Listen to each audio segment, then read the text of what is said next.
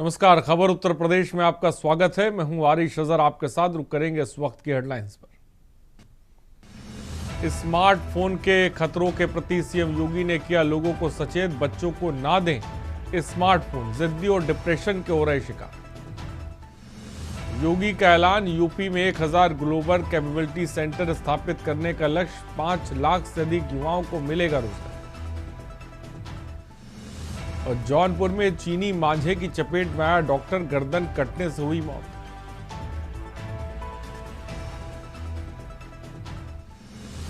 प्रतापगढ़ में ऑपरेशन लंगड़ा जारी, मुठभेड़ में 2 लुटेरे बदमाश गिरफ्तार। प्रयागराज में तालाब में डूबने से 4 की मौत, मृतकों में 1 युवक और 3 बच्चे शामिल। और यूपी के 15 जिलों में घना कोहरा और कड़ाके की ठंड का येलो अलर्ट जारी। मौसम विभाग ने जताई बारिश की आशंका। आप देख रहे हैं के न्यूज, खबरों का सारथी। और खबरों की शुरुआत करेंगे, उससे पहले सीधे आपको लखनऊ लेके चलते, जहां पर कौथिग मेले कार्यक्रम में मुख्यमंत्री धामी शिरकत कर रहे हैं, संबोधित कर रहे हैं। सीधे आपको लेके चलते हैं।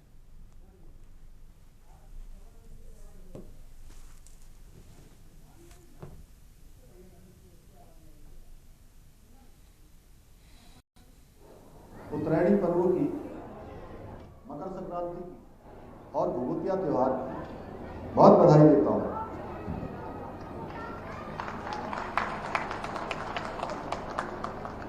कहते थे काले कौवा खाले खाले है, खाले खाले काले कौवा भभूति माला।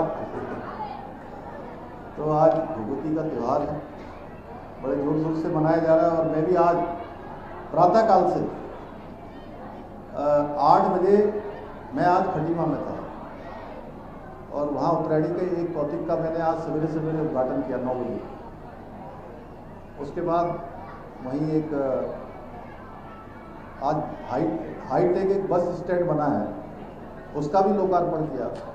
उसके बाद मैं वहाँ से उत्तरकाशी गया और उत्तरकाशी में हम लोगों ने इस वर्ष आदरणीय प्रधानमंत्री जी की प्रेरणा से पिछले वर्ष से शीतकालीन यात्रा प्रारंभ की है। और पूरे देश भर के जो टूर ऑपरेटर्स हैं जो शीतकालीन यात्रा का नियोजन करते हैं, उन सभी के बीच में आज एक कॉन्क्लेव का आयोजन था। उस कॉन्क्लेव में भाग लिया। उसके बाद उत्तरकाशी में ही बहुत पौराणिक मेला होता है, माघ मेला। उस माघ मेले में भी आज मैंने प्रतिभाग किया। उस माघ मेले का भी आज शुभारंभ हुआ है। तो इसलिए भाइयों बहनों, ये आज का दिन उत्तरायणी भभूतिया, ये हमारे उत्तराखंड का एक मात्र लोक पर्व नहीं है, बल्कि ये उत्तराखंड की संस्कृति का प्रतिबिंब है, जो हमें हमारी जड़ों से जोड़ता है और हमारी संस्कृति, हमारी लोक परंपराएं, उन सभी को मजबूती प्रदान करता है, एक दूसरे से मिलने मेल मिलाप का अवसर प्रदान करता है। आज इस उत्तरायणी मेले में आप सभी के बीच में आकर मुझे अत्यंत हर्ष की अनुभूति हो रही है। ऐसा लग रहा है जैसे मैं अपने ही परिवार में आया हूँ। कहीं ऐसा नहीं है, क्योंकि वैसे भी मेरा एक ऐसा स्थान है जहाँ मुझे बच्चे रहने का सौभाग्य मिला है।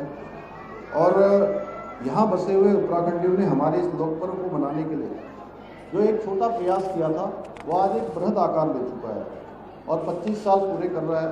आप में से मैं देख रहा हूँ कि हमारी बहनें अपनी लोकभूषा में यहाँ पर आई है और कुछ लोग टोपी लगा के भी आए हैं।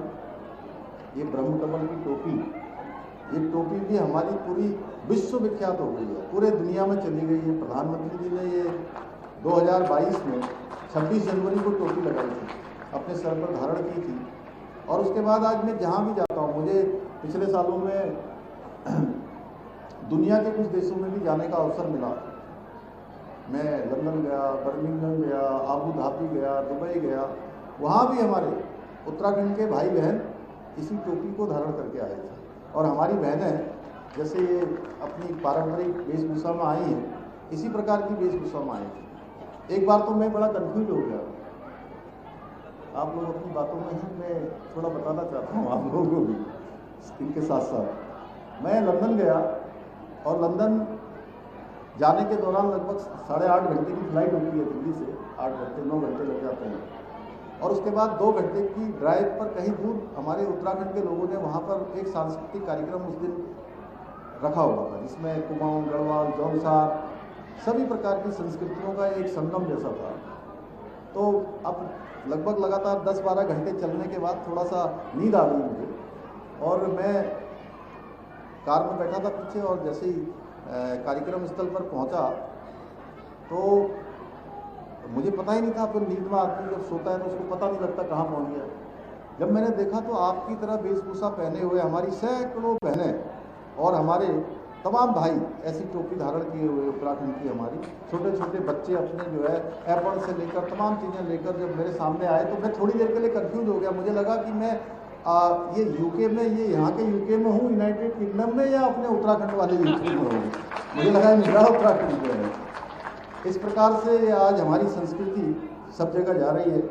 ये इस बात का स्पष्ट प्रमाण है कि हम दुनिया के किसी कोने में रहें, अपनी बोली, भाषा, संस्कृति से हमारा रिश्ता कभी नहीं टूटता है, ये अटूट रहता है। और इस कौतिक में गूंजते लोकगीत हमें केवल मनोरंजन ही नहीं प्रदान करते हैं, बल्कि उत्तराखंड और उत्तर प्रदेश की जो साझा विरासत है उसको सजोने का काम भी करते हैं। इतना ही नहीं, हमारे जो इस कौतिक में प्रदर्शनी लगी है, ये हैंडीक्राफ्ट, कुटीर उद्योग, ये भी हमारी विविधता को दर्शाता है। स्थानीय उत्पादों को यहाँ जो मंच मिल रहा है उससे हमारे शिल्पकारों को, बुनकरों को, छोटे छोटे उत्पाद बनाने वालों को एक जो सम्मान मिल रहा है, उनसे उनकी आर्थिकी में भी उनको सहायता मिल रही है, आगे बढ़ने का अवसर मिल रहा है। और इस प्रकार के आयोजन हमारी आने वाली पीढ़ी के लिए ये बहुत महत्वपूर्ण है, क्योंकि इनके द्वारा अपनी महान संस्कृति के बारे में वो जान पाते हैं। आदरणीय प्रधानमंत्री जी ने वोकल फॉर लोकल के संकल्प को धरातल पर उतारकर एक अद्भुत उदाहरण हमारे सामने प्रस्तुत किया है। अपने अथक परिश्रम से इस विशाल मेले को सफल बनाने में जुटे विरोधी महापरिषद के अध्यक्ष जी को, गणेश जोशी जी का, जो मेरे को और उनके पूरे साथियों का मैं आभार व्यक्त करता हूं। और आज रक्षा मंत्री जी को भी इस कार्यक्रम में होना था, वो होते तो सच में और अच्छा होता, लेकिन वो फिर किसी कार्यक्रम में आएंगे। आज उनके ये समझ लीजिए कि उन्हीं के प्रतिनिधि के नाते या उनके रूप में ही हम लोग आपके बीच में आएंगे। किसी जी आए, मैं भी आया हूँ, तो उन्होंने मुझे कहा भी, और गणेश जोशी जी की पूरी टीम का भी मैं आभार व्यक्त करता हूँ कि, और उनका मैं हृदय से सभी का अभिनंदन करता हूँ कि इन्होंने शानदार मेला यहाँ पर आयोजित किया है। उत्तर प्रदेश में रह रहे जो हजारों उत्तराखंडी, लाखों उत्तराखंडवासी, उनको एक सूत्र में जोड़कर उन्हें अपनी जड़ों से रोकने का काम हमारे पर्वतीय महापरिषद के माध्यम से होता है, जो उनकी सबसे बड़ी उपलब्धि में कहूँगा कि उनको एक मंच प्रदान करते हैं, उनको एक अवसर प्रदान करते हैं। तमाम प्रकार से ऐसे त्योहारों पर एक साथ आने का अवसर प्रदान करते हैं। और ये रजत जयंती का वर्ष वो इस बात का प्रमाण है कि संस्था ने समाज सेवा के क्षेत्र में, संस्कृति के क्षेत्र में विकास के रूप में जो एक पौधा लगाया था, एक बीज बोया था, उसने आज एक वट वृक्ष का रूप धारण कर लिया है और आने वाली पीढ़ी को ये अपनी छाया प्रदान करता रहेगा, कहीं ना कहीं उनको भी एक मंच देता रहेगा। भाइयों बहनों, मेरा लखनऊ से एक विशेष भावनात्मक संबंध रहा है और मैंने यहीं शिक्षा ग्रहण की है।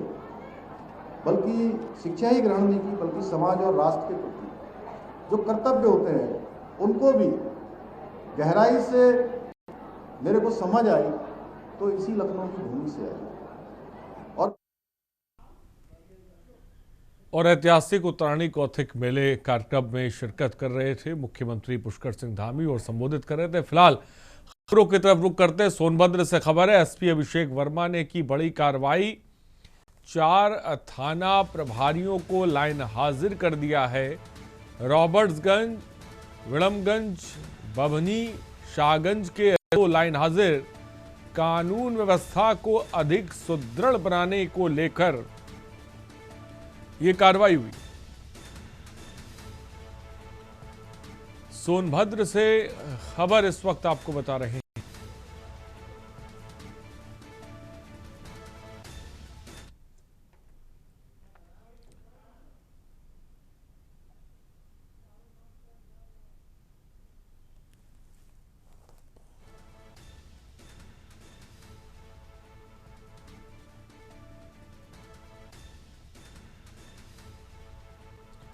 खबर इस वक्त आपको बता रहे हैं।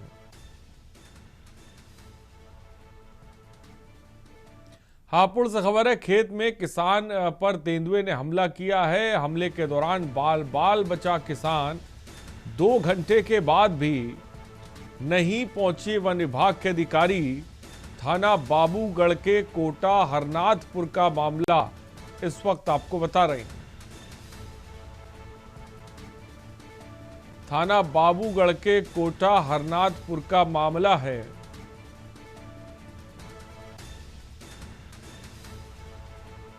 हापुड़ से खबर है।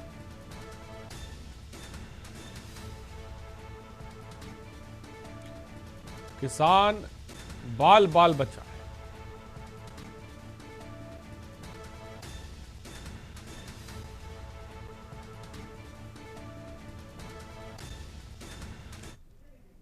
लखनऊ से खबर है, बसपा सुप्रीमो मायावती का जन्मदिन कल। जन कल्याणकारी दिवस के रूप में मनाया जाएगा जन्म दिवस। बीएसपी सुप्रीमो मायावती का जन्मदिन कल सुबह 11 बजे पार्टी प्रदेश मुख्यालय पर कार्यक्रम होगा और एक पुस्तक का विमोचन भी होगा।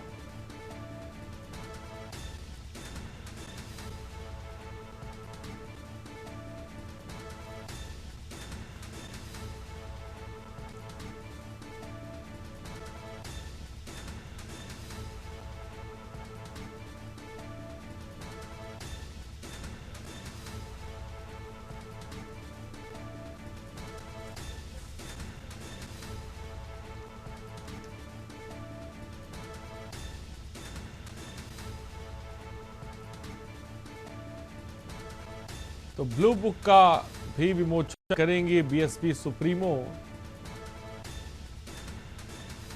बीएसपी सुप्रीमो मायावती का जन्मदिन कल है।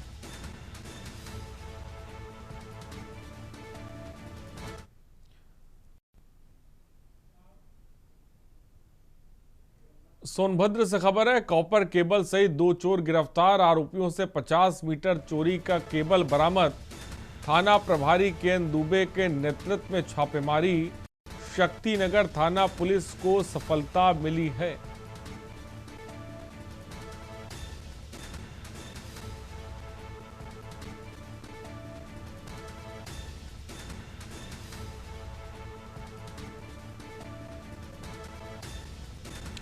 सोनभद्र से खबर है,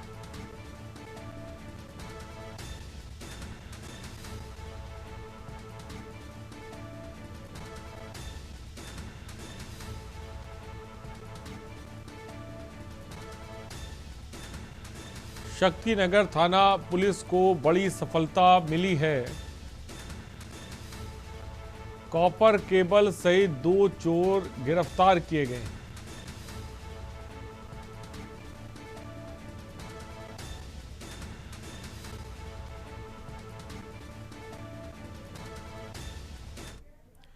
सोनभद्र से खबर है, हाईवे का शातुल लुटेरा गिरफ्तार। महिला का भेष बनाकर करता था लूटपाट।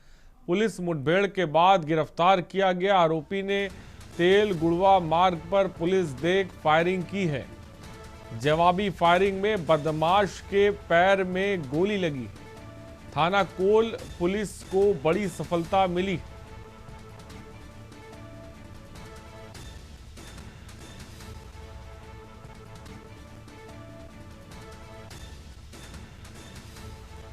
फायरिंग करते हुए जंगल की ओर भागा बदमाश।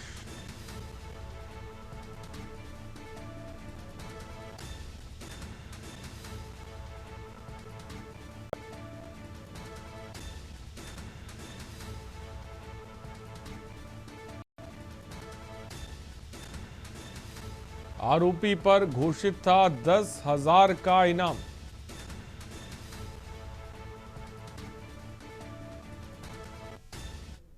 कुछ 14 जनवरी 2026 को प्रातः 4 बजे के आसपास थाना कोन क्षेत्र के अंतर्गत कनहर पुल की तरफ एक सूचना प्राप्त हुई कि 2 बदमाश जो सक्रिय अपराधी हैं, ये छुपे हुए हैं और किसी आपराधिक घटना को करने की योजना बना रहे हैं। इस सूचना पर थाना कोन की पुलिस द्वारा मौके पर दबिश दी गई। दबिश के दौरान एक बदमाश ने पुलिस बल के ऊपर फायरिंग कर दिया। आत्मरक्षा में पुलिस बल द्वारा भी उस पर फायरिंग की गई, जिससे मुठभेड़ के दौरान उसके पैर में गोली लगी है। और औरैया से खबर है, 2 शातिर साइबर ठग गिरफ्तार। साइबर थाना पुलिस ने गिरफ्तारी की है। लोगों को बनाने थे ऑनलाइन ठगी का शिकार। आरोपियों से 103 क्यूआर स्कैनर बरामद हुए हैं। यूपीआई और बैंक डिटेल लेकर बनाते थे शिकार। साइबर क्राइम टीम ने एफआईआर दर्ज कर जेल भेजा है।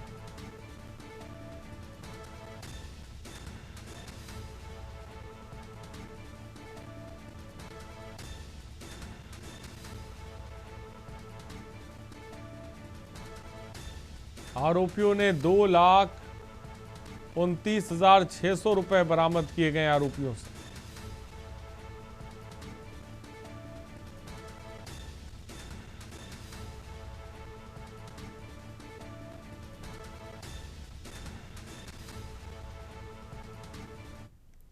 और सीतापुर से खबर, समाधि से निकाला गया महंत का शव। कोर्ट के आदेश पर निकाला गया महंत का शव। प्रशासनिक और पुलिस अधिकारियों की मौजूदगी। गुरु भाई संत माधव दास ने मौत पर आशंका जताई। पुलिस ने शव को पोस्टमार्टम के लिए भेजा।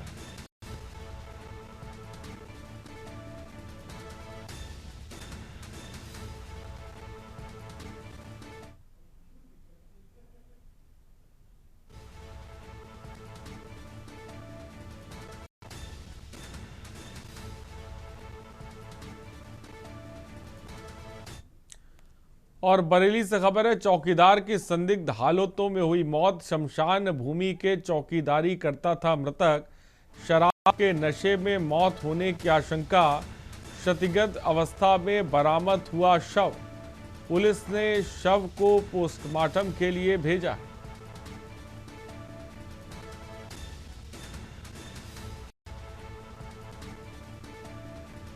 क्षतिग्रस्त अवस्था में शव बरामद हुआ है।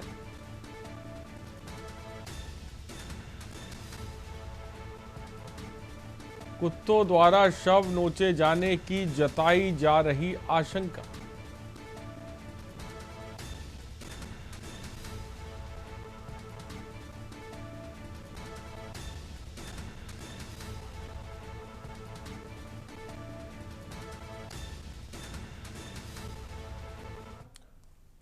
और रुकते हैं एक ब्रेक के लिए, जल्द हाजिर होंगे।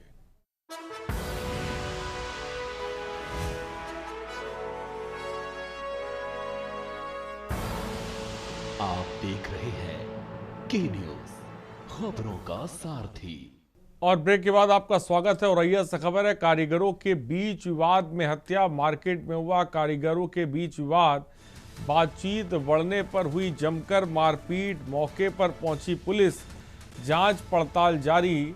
नगर कोतवाली के आलोक फुटवेयर का मामला है।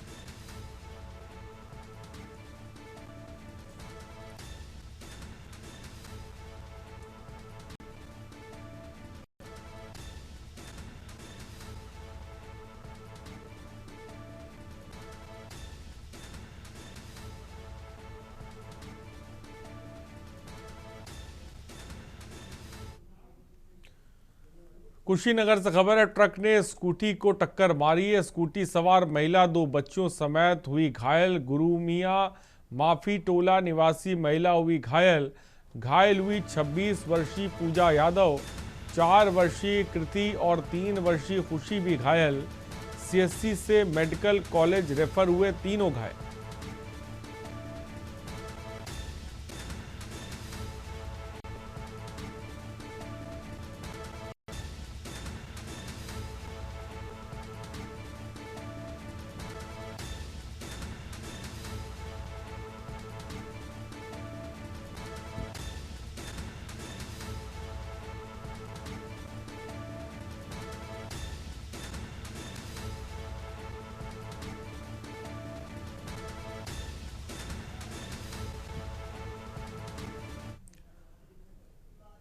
उन्नाव से खबर है, सड़क किनारे आज झाड़ियों में मिला नवजात का शव। नवजात बच्ची का शव मिलने से इलाके में सनसनी। अजगैन मोहान मार्ग पर स्थित नवई नाले में शव मिला है।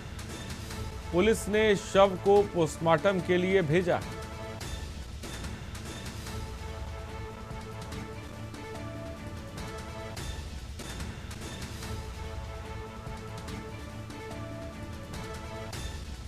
पुलिस ने शव को पोस्टमार्टम के लिए भेजा है।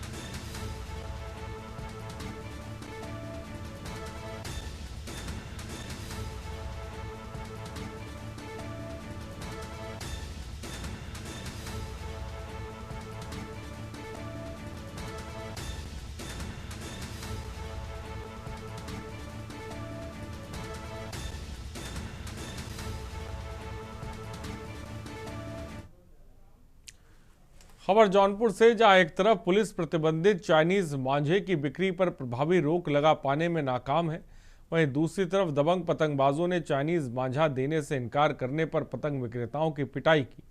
बताया गया कि शराब के नशे में पहुंचे दबंगों ने दुकानदारों से चाइनीज मांझा मांगा और इनकार करने पर उसकी पिटाई की। जानकारी पाकर पहुंची नगर कोतवाली पुलिस ने 3 घायलों को जिला अस्पताल में भर्ती कराया है।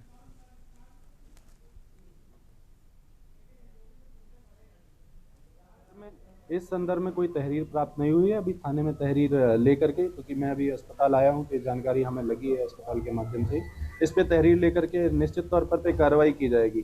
देखने वाली बात यहाँ पे यह है कि ये वो लोग हैं जो पतंग उड़ाते हैं और ये छोटे बच्चे ही हैं जो पतंग उड़ा रहे हैं। अभी तक जो प्रथम दृष्टया मामला सामने आ रहा है कि बच्चे ही दुकान पर थे और कुछ बच्चे लेने गए और मना करने पर मारपीट इत्यादि हुई है। ये हम लोग की पतंग की दुकान है वहाँ पे मानिक चौक में, और हम लोग दुकानदारी अपनी कर रहे थे। 3-4 लड़के ड्रिंक करके आए हुए थे और उन्होंने सामान लेने के बाद चाइना मंजे की मांग की हम लोगों से कि चाइना मंजा चाहिए।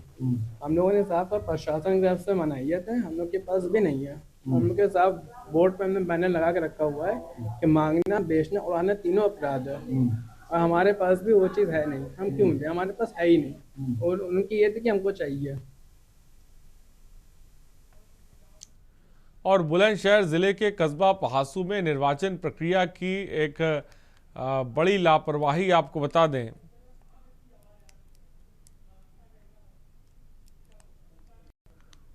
बड़ी लापरवाही सामने आई है। यहां मोहल्ला पठान टोला में बूथ संख्या 307 की वोटर लिस्ट में भारी गड़बड़ी पाई गई, जिसके बाद स्थानीय निवासियों ने जिला प्रशासन की कार्य प्रणाली पर सवाल खड़े किए। जानकारी के अनुसार पठान टोले के निवासी ने जब वोटर लिस्ट की जांच की तो वे दंग रह गए। यहाँ मुस्लिम समुदाय के लोगों के घरों में हिंदू समुदाय के मतदाताओं के नाम दर्ज पाए गए।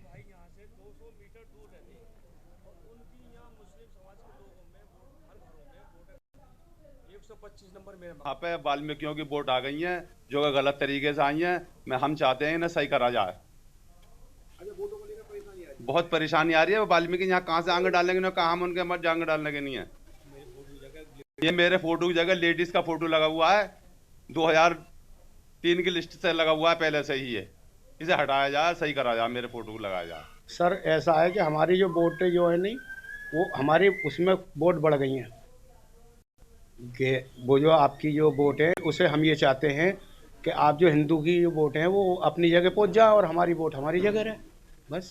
अच्छा, कौन सा वार्ड है ये सबीर भाई? 307 नंबर वार्ड है। अच्छा, आपके भी मकान में कुछ वोटें गलत हुई हैं? हाँ, एक वोट में हमारी भी आ रही है। बूथ नंबर 307 है ये मेरा। इस बूथ पर पहले पुरानी लिस्ट में कोई भी ऐसी गड़बड़ नहीं थी जो आज गड़बड़ पाई गई है। ये पूरी गली क्या 200 मीटर तक सब मुस्लिम समाज के लोग रहते हैं। ये पूरी गली है। इस गली में केवल यहाँ से लेकर यहाँ तक 20 कदम पर ही 56 वोट बढ़ा दी गई हैं हम लोगों को घरों में, वाल्मीकि समाज की वोटों को। देखिए, भाग 307 का मामला है, तो उसमें जब ड्राफ्ट निर्वाचक नामावली का प्रकाशन किया गया 6 तारीख को, 6 जनवरी 2026 को, उसके बाद आयोग के निर्देश के क्रम में जो है 11 जनवरी को ये निर्वाचक नामावली पढ़ी जा रही थी। तो उसी दौरान ये संज्ञान में कुछ मतदाताओं के मकान नंबर में त्रुटियां हैं, तो उस फॉर्मेट के माध्यम से सही कराया जा रहा है। तो अभी उसको रिजॉल्व करा दिया गया, अब कोई समस्या नहीं। और यूपी के महोबा में भ्रष्टाचार की जड़ें कितनी गहरी हैं, इसका अंदाजा इसी बात से लगाया जा सकता है कि सबसे पिछड़े इलाकों में शुमार महोबा जिले से अब तक दर्जन भर से ज्यादा भ्रष्टाचारी अधिकारियों और कर्मचारियों को एंटी करप्शन और विजिलेंस टीमों द्वारा रिश्वत देते रंगे हाथों गिरफ्तार किया जा चुका है। इसके बावजूद भी जनपद में तैनात कर्मचारी योगी सरकार के भ्रष्टाचार के खिलाफ जीरो टॉलरेंस की नीति का पलीता लगाने में कोई कोर कसर छोड़ नहीं रहे।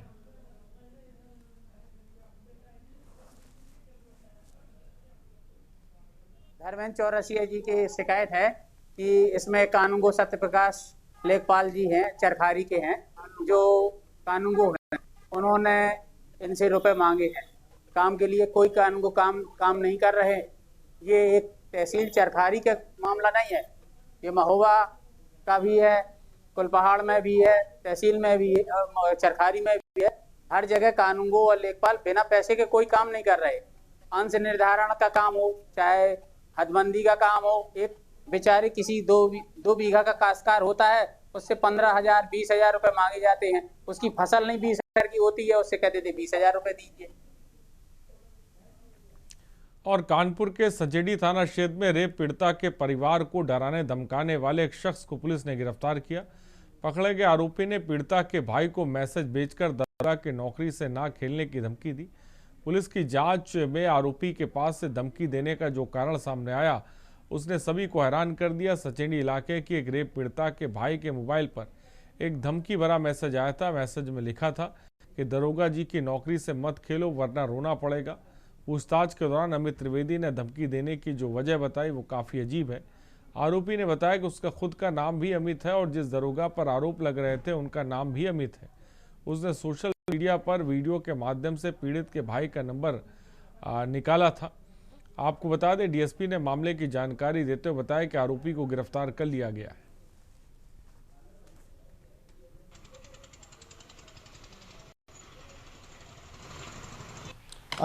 पीड़िता के भाई के पास एक व्हाट्सएप मैसेज आया था, जिसमें उसके द्वारा बताया गया था कि ये जो आप द्वारा जो कार्रवाई की गई, जो मुकदमा लिखवाया गया है, ये गलत तथ्यों पे लिखवाया गया है।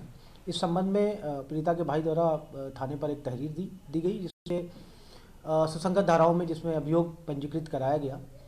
तत्पश्चात जिस नंबर से ये मैसेज आया था, उस नंबर को हम लोगों ने सर्विलांस के माध्यम से ट्रेस किया और जिस नंबर से आया था अभियुक्त को हम लोगों ने हिरासत में लिया। उससे पूछताछ चल रही है।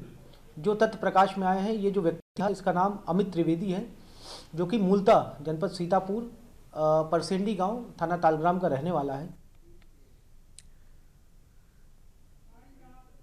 और खबरों में इतना ही। बने रहिए हमारे साथ। नमस्कार।